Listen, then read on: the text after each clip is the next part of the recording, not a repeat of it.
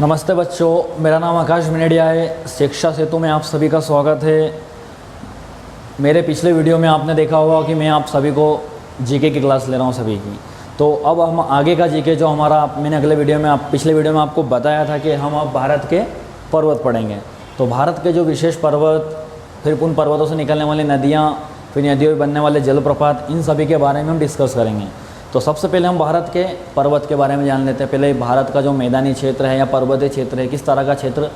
तो मैंने आपको बताया था, आप नक्शे की जितनी ज़्यादा प्रैक्टिस करेंगे उतना ही आप लोगों के लिए जीके पढ़ना अच्छा रहेगा और याद भी अच्छे से होगा। ठीक है, तो हम यहाँ पे एक नक्शा बना लेते हैं।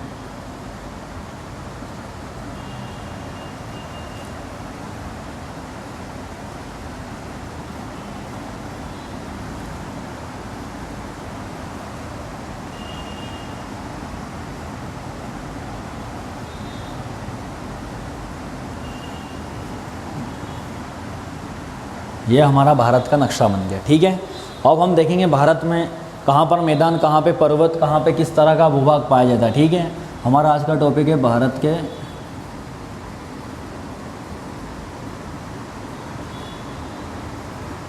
प्रमुख पर्वत या चोटी। ठीक है, पर्वत जो समुद्र तल या भूभाग से उठा हुआ भूभाग को, यदि 8,000, 5,000 या 5,000 मीटर इस तरह के जो उठे भूभाग को हम क्या बोलते हैं, पर्वत। ठीक है, तो सबसे पहले हम देखते हैं कि भारत में ज़्यादातर पर्वत कहाँ पाए जाते हैं।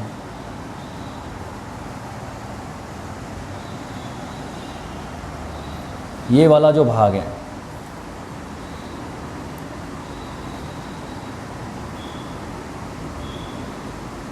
उत्तर का पर्वतीय मैदान। ठीक है,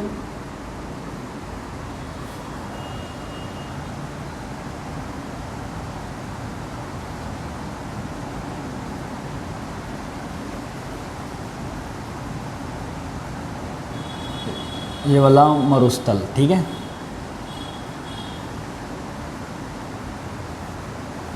यह हमारा थार का मरुस्थल है, राजस्थान में आता है, जो भारत का सबसे बड़ा मरुस्थल है। ठीक है, जो यहाँ पे है।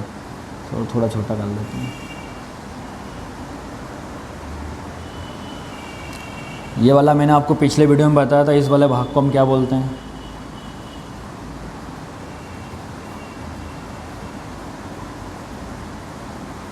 तटीय मैदान। ठीक है, और जो बचा हुआ भाग है, जो भी हमारा ये बचता है उसे क्या बोलेंगे, मैदानी क्षेत्र। ये मैदानी भाग भी बोल सकते हैं। ठीक है, तो ये आप सभी देख सकते हैं कि कहाँ पे किस तरह का भूभाग कैसा है, किस तरह। जैसे भारत का जो उत्तरी पर्वतीय मैदान है, यहाँ पर पहाड़, पर्वत, इस तरह के जो चोटियाँ हैं वो कहाँ पाई जाएगी, हमारे उत्तर के मैदान में। ठीक है, यहाँ पे इसको हम मैदानी भाग या उत्तर का मैदानी भाग ही बोल सकते हैं। यहाँ मरुस्थल है और ये हमारे तटीय क्षेत्र हैं। मैंने आपको जो बताया था, जो तीनों ओर से जल से घिरा हुआ होता है उसे हम प्रायद्वीप बोलते हैं। तो आप यहाँ पे इसको समझ लीजिएगा। आज हमारा आज का टॉपिक है पर्वत। तो पर्वत के लिए हम पर्वतीय मैदान पढ़ेंगे। ठीक है, जहाँ पे जैसे बापू से आपसे क्वेश्चन आ सकता है कि भारत का सबसे ऊंचा पर्वत, ये सबसे ऊंची चोटी कौन सी है। ठीक है, तो इस तरह के क्वेश्चन के लिए हम आज हम इसको पर्वत को बहुत अच्छे से समझ लेते हैं। ठीक, सबसे पहले आप याद रखेंगे कि भारत का जो पर्वतीय मैदानी क्षेत्र वो कितने भूभाग में आता है। तो इसे यहीं पे लिख लीजिए आप, 29.7% भाग पर पर्वत पाए जाते हैं। बाकी का बचा हुआ भाग हमारा मैदानी क्षेत्र है। ठीक है, क्वेश्चन आता है कि भारत में सबसे ज़्यादा किस प्रकार का भूभाग है, तो किस प्रकार का मैदानी भाग है। ठीक है, मैदानी यानी समतल, उठा हुआ समतल, पठारी क्षेत्र टाइप। बाकी उत्तर का जो मैदान है अपना पर्वतीय क्षेत्र है वो कितना, 29.7% है।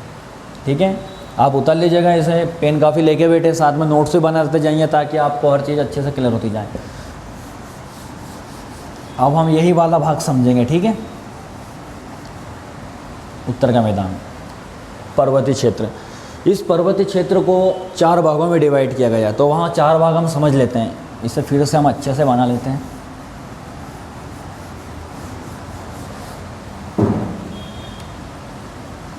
मैं उत्तर का ही मैदान बना रहा हूँ सिर्फ। ठीक है,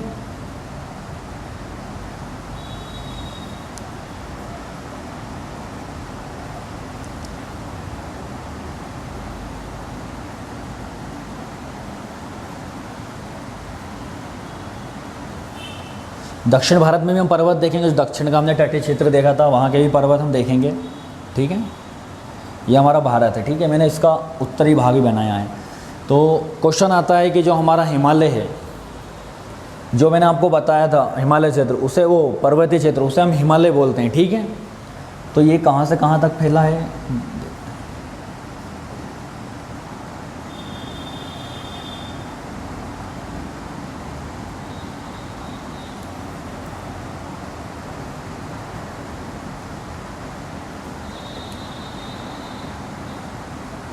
ठीक है।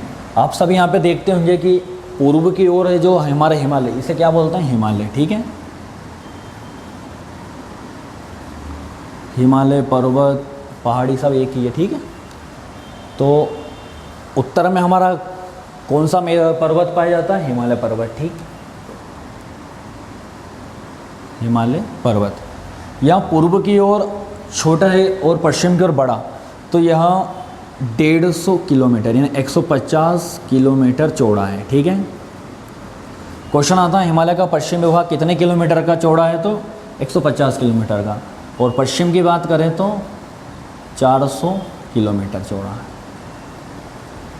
ठीक है। आप लोग ये याद रखिएगा, जो हमारा हिमालय उसकी पश्चिम में जो चौड़ाई है वो कितनी है, 400 किलोमीटर चौड़ा है, और पूर्व में 150 किलोमीटर चौड़ा है। तो दोनों ओर का आप याद रखेगा। कभी कभी हिमालय की ऊंचाई पूछ लेते हैं, ठीक है। तो हमारे जो हिमालय की ऊंचाई लिखे हैं आप, ऊंचाई नहीं लंबाई लिखे हैं, इस ये वाली, ठीक है, लंबाई। तो लंबाई आ जाएगी इसकी 2400 2400 किलोमीटर, ठीक है, ये लंबाई में आ जाएगा। इसके बाद अधिकतम इसकी ऊंचाई यानी सबसे ऊंची चोटी के बारे में पूछ लें, ऊंचाई। तो हिमालय की ऊंचाई, अधिकतम ऊंचाई है 8850 किलोमीटर, मीटर सॉरी, ठीक है, मीटर, ठीक है। लंबाई और चौड़ाई किलोमीटर में आएगी, ऊंचाई हमारी मीटर में, ठीक है। 8800 मीटर, ये 8800 मीटर यानी कहने का मतलब है 8 किलोमीटर और 850 मीटर है, ठीक है। 1000 मीटर का 1 किलोमीटर होता है, आप लोग याद रखिएगा। तो यहाँ पे 8000 और 850 है, तो 8000 का तो 8 किलोमीटर हो गया और 850 मीटर में आ जाएगा, ठीक है। तो ये आप लोग नोट कर लीजिए, फिर मैं इसके आगे आपको आगे का बताता हूँ। ये तो हमारा हिमालय की लंबाई चौड़ाई और ऊंचाई की बात हो गई है। अब हम देखते हैं हमारे हिमालय को कितने भागों में बांटा है। तो जो हमारा हिमालय है उसे हमने 4 भागों में बांटा है, ठीक है। तो 4 भागों के हम नाम देखेंगे। तो आप लोग ये उतार लीजिए, मैं आपको फिर से एक नक्शे में दोबारा बताता हूँ।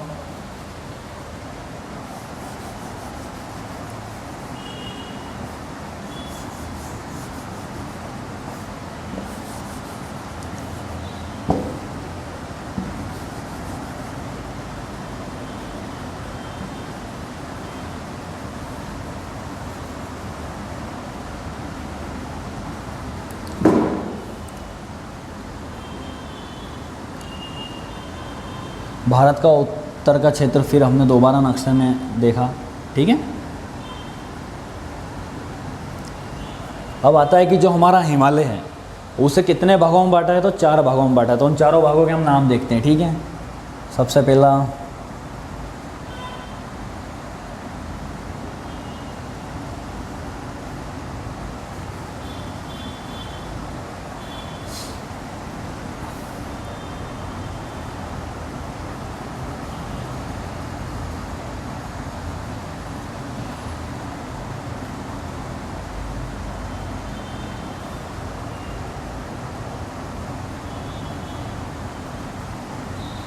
इसको मैंने गोलाई में बनाया है, इसे चौखोट है मैंने, ठीक है। अगले भाग को हम डॉट माना लेते हैं ताकि अच्छे से हमको नक्शे पे दिखे।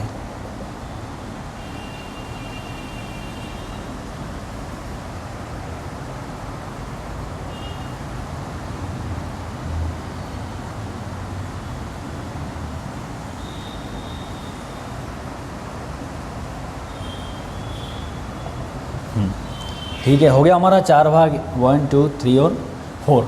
इन चारों भागों के भी जो नाम दिए हैं वो नाम को भी हम नोट कर लेते हैं, आप लोग भी लिखते जाइएगा।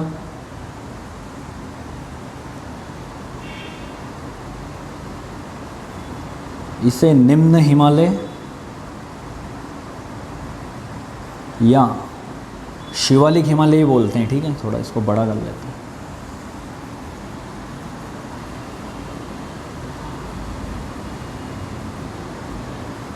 शिवालिक हिमालय।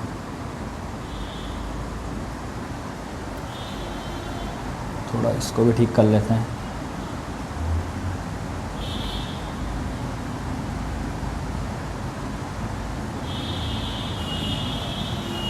इसको मध्य रे बड़ा है, ठीक है।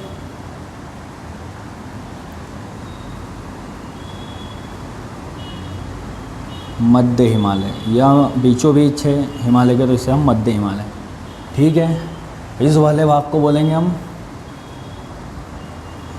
मध्य वृहद हिमालय, वृहद हिमालय, इसे ट्रांस हिमालय,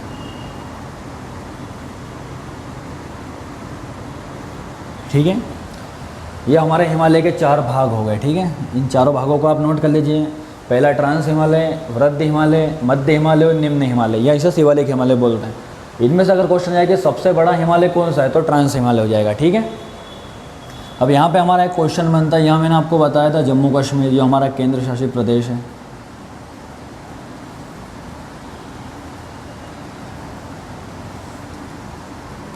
अगर क्वेश्चन आ जाए आपको कि भारत की सबसे ऊंची चोटी कौन सी है और किस हिमालय में स्थित है, ये भी आपको याद हो जाएगा, ठीक है। तो ट्रांस हिमालय में हमारे भारत की सबसे ऊंची चोटी K2, इसे गॉडविन ऑस्टिन भी कहते हैं, ठीक है। Godwin Austen. इसकी जो लंबाई है, ऊंचाई, ठीक है, लंबाई में आएगी मीटर। अधिकतम जो लंबाई है इसकी है 8611 मीटर, ठीक है। ये हमारे भारत की सबसे ऊंची चोटी है, जो भारत के किस राज्य में, जम्मू कश्मीर। ये आपको जम्मू कश्मीर दिखेगा, ठीक है। ये हमारा केंद्र शासित प्रदेश है, इधर लद्दाख है जो केंद्र शासित प्रदेश है, ठीक है।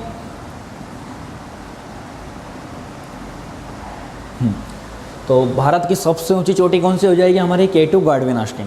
अगर आपसे क्वेश्चन आ जाए कि किस हिमालय में है, तो वो हो जाएगा हमारा ट्रांस हिमालय में, ठीक है। इसकी लंबाई भी मैंने आपको बता दी है। अब हम आगे चलते हैं, ठीक है। अगला है हमारा वृहद हिमालय। मैंने आपको एक अगले जो मेरा पिछला वीडियो था वहाँ उसमें बताया था कि यहाँ जो हमारा एक देश लगा हुआ है, ये कौन सा देश है, ये नेपाल, ठीक है।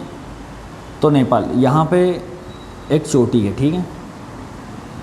किस हिमालय में आ रही है, वृहद हिमालय में, याद रखिएगा ना, वृहद हिमालय में। मैं इसको यहाँ से बाहर क्यों ले जाता हूँ, ठीक है।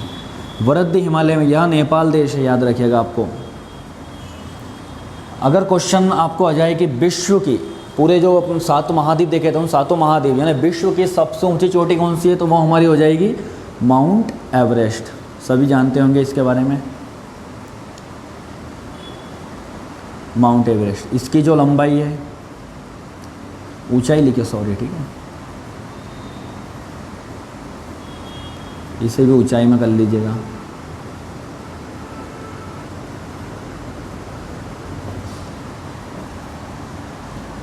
आठ 8,850 मीटर, ठीक है। कहाँ स्थित है, ये स्थान भी लिख लीजिए इसका, नेपाल, ठीक है। नेपाल देश हो, नेपाल की मैंने आपको राजधानी बताई थी काठमांडू। यहाँ की जो मुद्रा है वो रुपया है, ठीक है। हमारे भारत की भी रुपया, यहाँ की मुद्रा भी रुपया है। अब 2 क्वेश्चन यहाँ पे हो गए कि भारत की सबसे ऊंची चोटी K2 गॉडविन ऑस्टिन, जिसकी ऊंचाई कितनी है, 8,611 मीटर। कहाँ पे है वो, जम्मू कश्मीर राज्य में है। और किस हिमालय में आती है, ट्रांस हिमालय में। और अगला क्वेश्चन हमारा है कि विश्व की सबसे बड़ी चोटी, ये विश्व की है, ठीक है। ऐसा लिख, इस पर ये भी लिख लेगा, विश्व की सबसे ऊंची चोटी माउंट एवरेस्ट। कहाँ, नेपाल, 8,850 किलोमीटर इसकी ऊंचाई है। कहाँ, किस हिमालय में आती है, वृहद हिमालय में। और हमारा आता है मध्य हिमालय। इसमें कोई ज़्यादा खास बात नहीं है, लेकिन ये मध्य हिमालय आप याद कर लीजिएगा, ठीक है, कि वृहद हिमालय और निम्न हिमालय के बीच में मध्य हिमालय पाया जाता है, ठीक है। इसमें हुमायूं पहाड़ियाँ और जो हमारा उत्तराखंड, नैनीताल वगैरह जो काशी विश्वनाथ, हरिद्वार, इस तरह के जो तीर्थ स्थल है मध्य हिमालय के अंतर्गत आते हैं, ठीक है। यहाँ से भी बहुत महत्वपूर्ण नदियाँ बहती है। निम्न हिमालय, शिवालिक हिमालय, ठीक है। शिवालिक हिमालय हमारा जो उत्तराखंड का बद्रीनाथ, केदारनाथ है वो यहीं पर स्थित है, ठीक है। थोड़ा ये नीचे हो गया, हालांकि ऊपर है, ठीक है। ये निम्न हिमालय, शिवालिक हिमालय, यहाँ सबसे छोटा हिमालय है, ठीक है। सबसे छोटा भाग है हिमालय का, ये भी आप लिख लीजिए, हिमालय का सबसे छोटा भाग है। सबसे बड़ा भाग मैंने आपको बता दिया, हिमालय का सबसे बड़ा भाग कौन सा है, यहाँ ले ट्रांस हिमालय, ठीक है। हिमालय का सबसे बड़ा भाग है, ठीक है। हम नक्शे में जितना ज़्यादा हो समझे और उसे ऐड करें ताकि आप लोगों को भी अच्छे से। शिवालिक में कभी क्वेश्चन आता है कि सबसे ज़्यादा भूकंप किस हिमालय में आते हैं, तो वो शिवालिक हिमालय। तो यहाँ लिखिए सबसे अधिक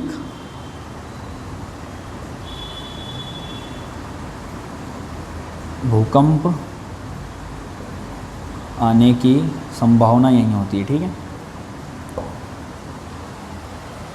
अब आप लोग यहाँ पे जितना ज़्यादा हो उतना ज़्यादा नक्शे में ही नोट्स बनाइए ताकि आप लोगों को ये याद रहे, ठीक है। तो आप मैंने आपको यहाँ बताया भारत की सबसे ऊंची चोटी कौन सी, हमारी केटू गार्डवेन आस्टीन। कहाँ आता है, ट्रांस हिमालय। विश्व की सबसे ऊंची चोटी कहाँ है, नेपाल में। उसकी लंबाई की ऊंचाई कितनी, 8,850 मीटर। क्या नाम है उसका, माउंट एवरेस्ट। मध्य हिमालय में वृद्ध और निम्न के बीच में पाया जाता है। निम्न और शिवालिक हिमालय, यहाँ सबसे अधिक भूकंप आने की संभावना है। फिर मैंने आपको बताया था कि हमारे हिमालय को कितने भागों में बांटा है, 4 भागों में। उन चारों भागों के मैंने आपको नाम बताया, उसमें सबसे बड़ा भाग किसका आता है, सबसे छोटा भाग किसका आता है, ये भी आप लोगों ने देख लिया है, ठीक है। अब इसमें पूछने जाने जैसे क्वेश्चन आपको नॉर्मली आएगा तो वही भारत की सबसे ऊंची चोटी। एक क्वेश्चन और आ सकता है कि भारत की दूसरी सबसे ऊंची चोटी कौन सी है, तो वो भी हमारे वृद्ध हिमालय के अंतर्गत यहाँ पे सिक्किम राज्य आता है, ठीक है। ये आप जानते हैं, यहाँ पे सिक्किम,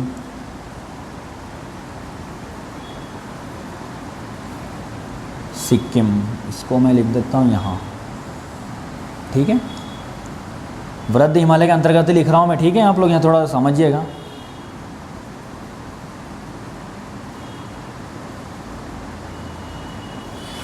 ये तो हो गई हमारी भारत की सबसे ऊंची चोटी, ठीक है। अब आ जाए कि भारत की दूसरी सबसे ऊंची चोटी कौन सी है, दूसरी सबसे ऊंची चोटी तो हो जाएगी हमारी कंचनजंगा, ठीक है। इसकी ऊंचाई के बारे में देखें तो 8,595 मीटर, ठीक है। स्थान आपको पता ही है, सिक्किम। सिक्किम की राजधानी गंगटोक है, ठीक है। तो ये सभी आप नोट कर लीजिए। मैं आपको अब इसके आगे का जो पर्वतीय क्षेत्र बचा हुआ उसके बारे में आपको बताता हूँ, ठीक है।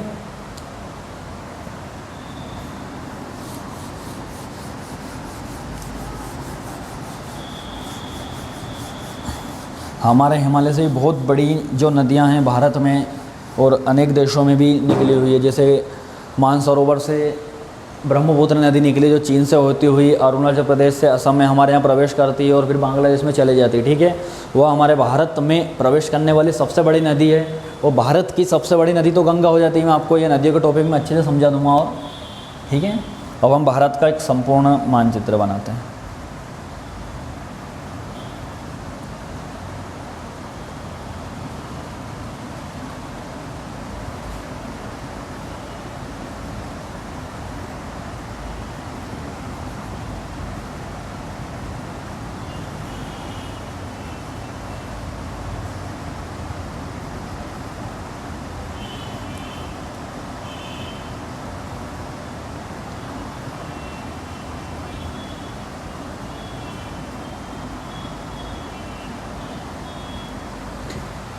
ये हमारा हो गया भारत। मैंने आपको बता दिया है कि 4 भागों में बटा हुआ हिमालय हमारा, ठीक है, 4 भाग। अब अगर हम दक्षिण भारत की बात करें, ये हमारा दक्षिण भारत, ठीक है। यहाँ पे हमारा एक मध्य प्रदेश राज्य है, इसकी राजधानी मैंने आपको भोपाल बताई थी, ठीक है। तो ये मध्य प्रदेश, दक्षिण भारत का मुकुट बोला जाता है मध्य प्रदेश राज्य को, ठीक है, याद रखिएगा आप। ये हो गया हमारा दक्षिण भारत, ठीक है।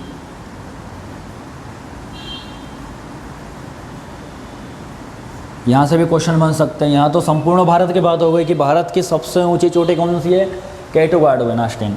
अगर आपसे पूछा जाए कि दक्षिण भारत की सबसे ऊंची चोटी कौन सी है, ठीक है, दक्षिण भारत यानी इतने 9 राज्य मैंने आपको बताया था, दक्षिण में जो तटीय क्षेत्र से लगे हुए हैं उन 9, और बीच में एक हमारा तेलंगाना झारखंड, ये 2 राज्य और आते हैं, तो 9 और 2 11, ये 11 राज्यों में सबसे ऊंची चोटी कौन सी है ना, दक्षिण भारत की बात करें तो यहाँ पे हमारा एक पर्वत है,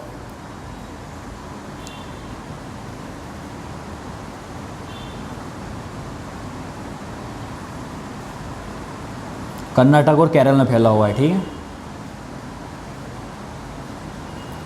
इस पर्वत का नाम है अनामलाई। अनामलाई हिमालय बोल सकते हैं इसे, अनामलाई पर्वत, ठीक है। ये तो अनामलाई पर्वत हो गया, लेकिन अगर दक्षिण भारत की सबसे ऊंची चोटी के बारे में पूछें तो उसके बारे में लिखें। दक्षिण भारत की सबसे ऊंची चोटी हो जाएगी हमारा अनामुदी, जो अन्नामलाई पर्वत पर स्थित है, ठीक है, अनामुदी, ठीक है, अनामुदी। अनामुदी यहाँ 2 राज्य, केरल और तमिलनाडु, केरल प्लस तमिलनाडु। केरल की राजधानी तिरुवनंतपुरम बताई थी, तमिलनाडु की चेन्नई, ठीक है। दोनों राज्यों में यहाँ पर्वत फैला हुआ है हमारा, कौन सा, अनामलाई। और अनामुदी दक्षिण भारत की सबसे ऊंची चोटी है, ठीक है, ये भी लिख लीजिए आप।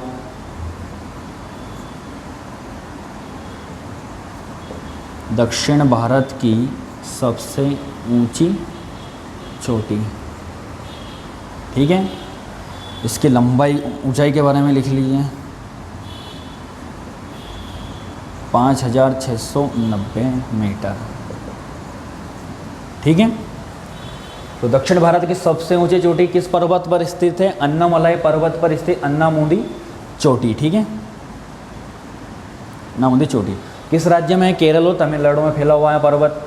दक्षिण भारत की यहाँ सबसे ऊंची चोटी है, इसकी जो लंबाई ऊंचाई है वो 5690 मीटर की है, ठीक है। अब इसके आगे क्वेश्चन आता है कि भारत, जैसे दक्षिण भारत के बहुत सारे क्वेश्चन बनते हैं कि दक्षिण भारत की सबसे लंबी नदी, दक्षिण भारत की गंगा किसे कहते हैं, दक्षिण भारत में, मतलब बहुत सारी ऐसी चीज़ें हैं जो दक्षिण भारत में अलग से ही पढ़ेंगे, ठीक है। तो आप दोनों का याद रखिएगा। K2 कहाँ पे, हमारा जम्मू कश्मीर में, K2, इसके भी मैंने आपको बताया 8611 मीटर इसकी लंबाई है, और दक्षिण भारत की सबसे ऊंची चोटी भी हमारी हो गई। अब मैं आपको बताता हूँ जो हमारे पर्वतीय क्षेत्र हैं, चारों ओर से जो भारत की सीमा बनाते हैं वहाँ कौन से 4 पर्वत है, ठीक है। कभी कभी क्वेश्चन आता है कि सबसे पूर्वोत्तम पर्वत कौन सा है, पूर्व का है ना, पूर्वोत्तर पर्वत कौन सा है, ठीक है। ये आप लोग नोट कर लीजिएगा वीडियो को रोक के।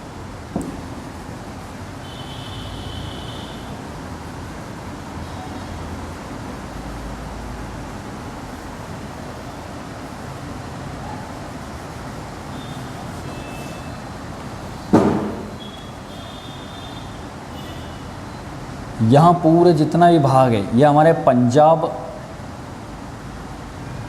की पहाड़ियाँ हैं, ठीक है। पहले यहाँ पूरा भाग पंजाब में था, लेकिन फिर धीरे धीरे अलग राज्य, केंद्र शासित प्रदेश बना दिए गए, ठीक है। तो अगर आपसे पूर्व उत्तर की बात करें तो पंजाब की पहाड़ियाँ उत्तर में, और अगर उत्तर में और डीप में अगर आपसे क्वेश्चन करें तो यहाँ बता सकते हैं कि जो K2 है हमारा वो सबसे उत्तर की ओर है, ठीक है। फिर आपसे क्वेश्चन आ जाएगा कि सबसे दक्षिणतम पर्वत कौन सा है। दक्षिणतम पर्वत यहाँ पे आप लिखे, तमिलनाडु राज्य है हमारा। तमिलनाडु राज्य में कौन सा,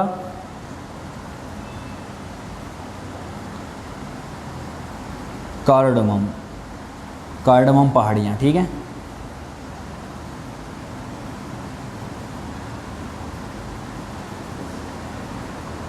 कार्डमम पहाड़ियाँ कहाँ पे है, हमारे तमिलनाडु राज्य में। ऊपर तो JK में हो गई है ना, जम्मू कश्मीर। कार्डमम की पहाड़ियाँ हमारे तमिलनाडु में।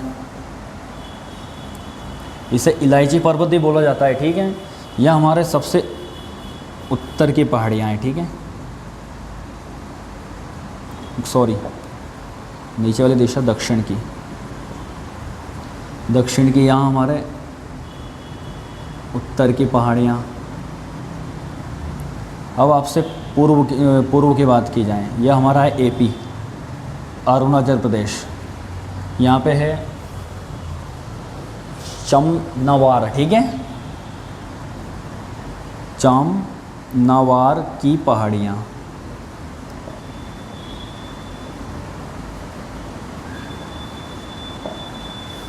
इधर तो हमारा पठारी क्षेत्र, पठार जो भूभाग से 500 या 800 मीटर के बीच में उठे हुए भूभाग को पठार बोलते हैं, ठीक है।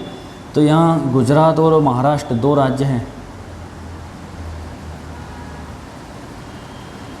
गुजरात और महाराष्ट्र।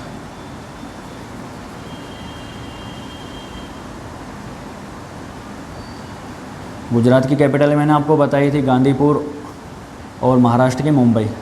इन दोनों के बीच में जो पठार है वो हमारे पश्चिम की सीमा बनाता है। कौन सा पठार है? दक्कन का पठार,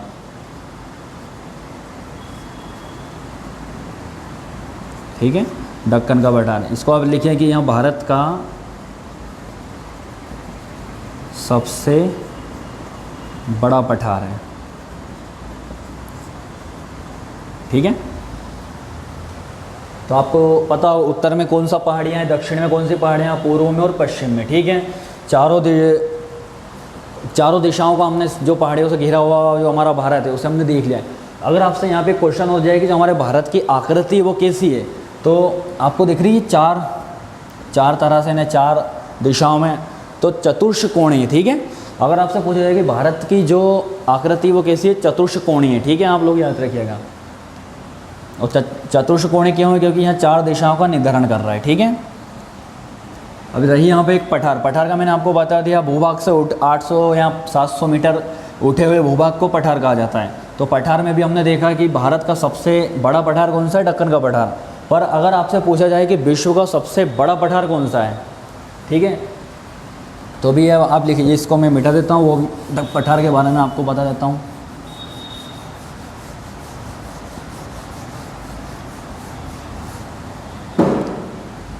ठीक है, पठार के बारे में देख लेते हैं थोड़ा।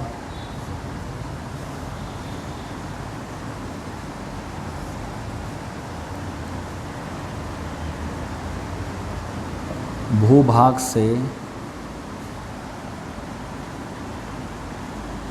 500 मीटर या 800 मीटर उठे हुए भूभाग को पठार कहते हैं,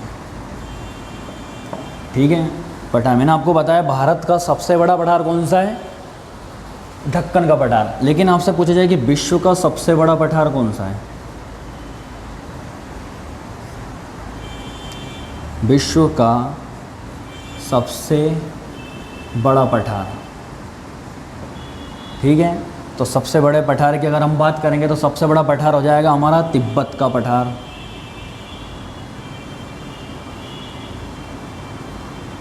यह हमारे चीन और भारत दोनों में फैला हुआ है, ठीक है, तिब्बत का पठार जो विश्व का सबसे बड़ा पठार है, ठीक है। इसके बाद अगर क्वेश्चन आ जाए आपको विश्व का सबसे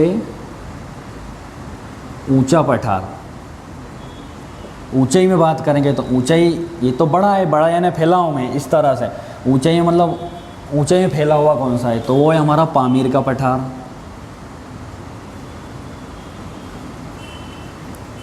इसे संसार की छत भी कहा जाता है, ठीक है, संसार की छत भी कहा जाता है। लिख लीजिएगा ये आप। सबसे बड़ा पठार तिब्बत का पठार है और सबसे ऊंचा पठार पामीर का पठार। अगर मैंने आपको एक जब फर्स्ट डायग्राम बताया था उसमें मैंने आपको मरुस्थल के बारे में बताया, मरुस्थल यानी रेत का भूभाग, ठीक है। तो अगर आपसे क्वेश्चन जाए कि विश्व का सबसे बड़ा मरुस्थल कौन सा है, विश्व का सबसे बड़ा मरुस्थल, ठीक है, तो विश्व का सबसे बड़ा मरुस्थल हो जाएगा सहारा मरुस्थल। सहारा मरुस्थल यह कहाँ पे है? साउथ अफ्रीका, साउथ अफ्रीका देश है, ठीक है, साउथ अफ्रीका में। साउथ अफ्रीका महाद्वीप मैंने आपको बताया था विश्व का दूसरा बड़ा महाद्वीप अफ्रीका, अफ्रीका महाद्वीप में 54 देश बताए, तो उन 54 देशों में से ये एक देश है साउथ अफ्रीका, जिसे दक्षिण अफ्रीका भी कहा जाता है। तो सहारा मरुस्थल वहाँ पे है, ठीक है। इसका अगर क्षेत्रफल पूछे कि सहारा मरुस्थल कितने, तो 84 लाख वर्ग किलोमीटर में फैला हुआ है, ठीक है। 84 लाख वर्ग किलोमीटर में फैला है, ठीक है। जो हमारे विश्व का सबसे बड़ा मरुस्थल है सहारा मरुस्थल, वो कहाँ पे, साउथ अफ्रीका, 84 लाख वर्ग किलोमीटर में फैला हुआ है।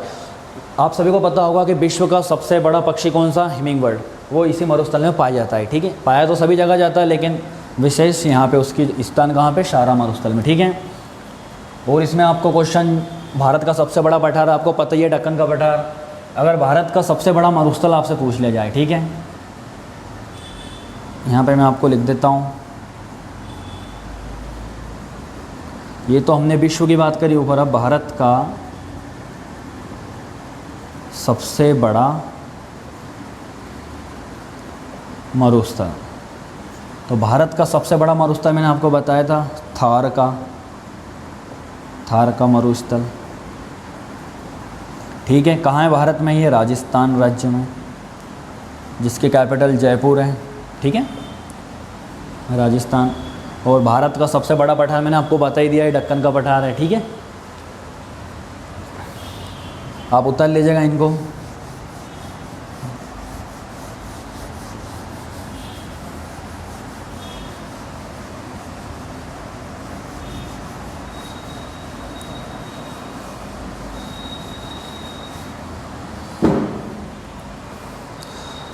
अब यहाँ पे हमने जैसे जितने भी भारत के विशेष पर्वत, ऊंची चोटी, उन सभी के बारे में हमने यहाँ पे डिस्कस करा।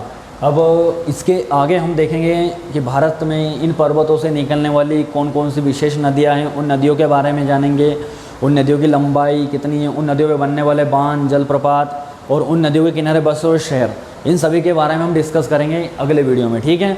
तो आपको सबसे पहले अगर अच्छे से अगर ये पठार पर्वत ये आपको पता हो गया किस राज्य में कहानी है, तो आप नदियों को भी बहुत अच्छे से समझ सकते हैं। जैसे मैंने आपको बताया था हिमालय के अंतर्गत मैंने आपको बताया था ट्रांस हिमालय, तो ट्रांस हिमालय से ब्रह्मपुत्र नदी निकली है, और एक नदी जो हमारे भारत में प्रवेश करती है झेलम नदी, रावी, सतलज, ये सब हिमालय से निकली हुई नदियाँ बड़ी बड़ी, ठीक है। और गंगा नदी भी हमारे हिमालय, जो आपको मैंने बताया था मध्य हिमालय, जो उत्तराखंड राज्य में फैला हुआ है, उत्तराखंड, देहरादून, उन राज्यों में फैला हुआ, तो वहाँ पे गंगा नदी, यमुना, जो विशेष नदी हमारे भारत की, वो वहाँ से निकली हुई है। तो आपको इनके पर्वतों के स्थान अच्छे से जैसे पता चले, जैसे हमने आपको बताया था कि ट्रांस हिमालय कहाँ फैला हुआ है, ऊपर अपना जम्मू कश्मीर है, बाकी यूँ तो बहुत देशों में फैला हुआ, लेकिन हमें हमारे भारत का याद रखना, ठीक है। ऊपर जम्मू कश्मीर में देखा था, और नीचे हमने देखा था इधर आके अरुणाचल प्रदेश में। तो ये आपको अच्छे से याद हो जाएगा, तो आपको नदियाँ भी बहुत अच्छे से क्लियर हो जाएगी, ठीक है। तो बच्चों, आप वीडियो को अंत अच्छे से देखना, और आपको मेरे द्वारा दी गई जानकारी अगर अच्छी लगी है तो हमारे वीडियो को लाइक करें, शेयर करें, सब्सक्राइब करें, और अपने आसपास जो बच्चे जैसे जीके में इंटरेस्ट रखते हैं उन्हें भी आप ये नॉलेज दें, और आप उन्हें भी पढ़ाएं, ताकि आप लोगों का भी जीके और अच्छा हो जाए। और ज़्यादा से ज़्यादा नक्शे पे प्रैक्टिस करना, ताकि आप लोगों को जीके कभी ना भूल पाओ, ठीक है। आप जितना ज़्यादा नक्शे पे तैयारी करोगे उतना ही आप लोगों का फ़ायदा होगा, ठीक है। और आप मेरे वीडियो को लाइक शेयर ज़रूर कर दीजिए, ताकि मेरा जो अगला वीडियो डलेगा तो आप लोग उसे अच्छे से समझ सकें, ठीक है, आपको मिल जाए। धन्यवाद।